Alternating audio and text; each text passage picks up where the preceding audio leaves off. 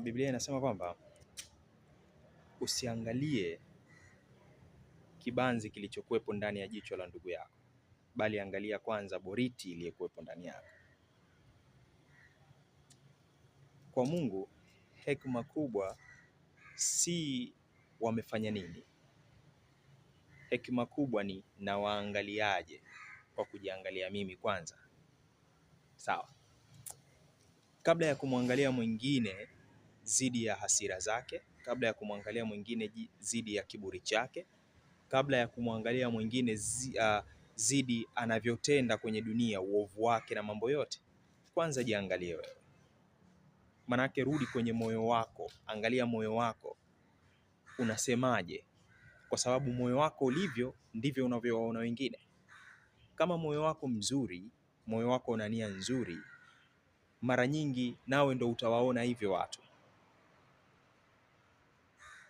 Moyo wako ukiwa na majeraha ya kuumizwa, utawaona wengine wanakuumiza tu siku zote. Lakini moyo wako ukiwa wa upendo, utawaangalia wengine kwa upendo, hata kama wana makosa. Utawaangalia kwa upendo kiasi kwamba utawahurumia na kutaka kuwaambia ukweli ambao hautawaumiza, bali utawafanya wafikirie mara mbili mara tatu kwenye hali ambayo wako nayo, na si kuwakasirikia. Na hiyo ndo nguvu kubwa ambayo ipo katika huu mstari.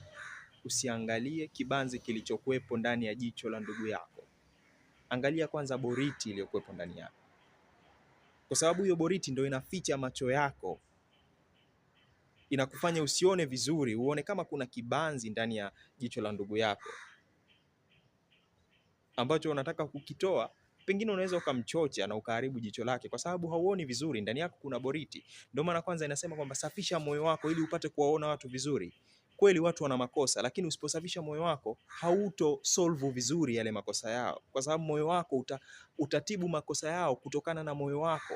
Ndio maana muda mwingine utawakasirikia, muda mwingine utawajibu vibaya, muda mwingine utawanunia.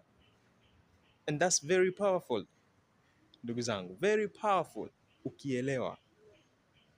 Asanteni.